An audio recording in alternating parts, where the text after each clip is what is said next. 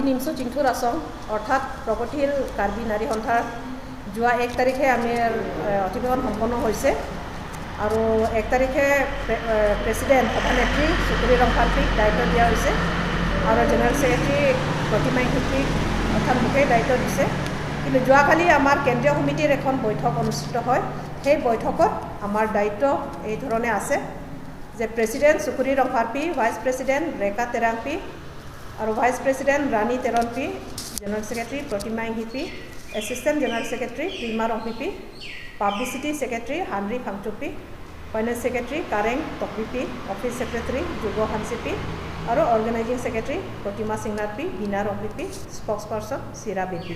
এই 11জনীয়া আমাৰ অফিচ বেয়াৰ্ছ আমি যোৱাকালি কেন্দ্ৰীয় সমিতিৰ বৈঠকত বাছনি কৰা হৈছে আৰু তেওঁলোকক লৈ বাকী আমি 25গৰাকী কেন্দ্ৰীয় সমিতি এটা ষ্ট্ৰেংথ আছে।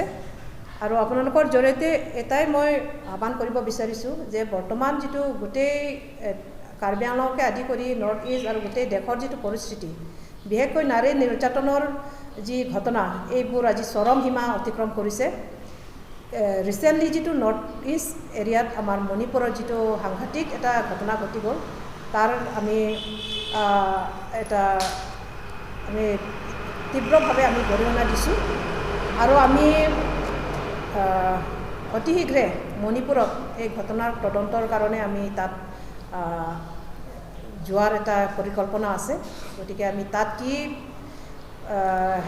পাই আহিম সেইটো পিছত আপোনালোকক জনাম।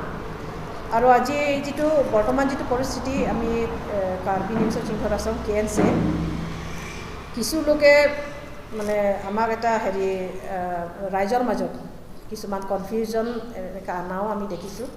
কিন্তু KNC জন্ম লগ্নৰে কৰা যিটো উদ্দেশ্য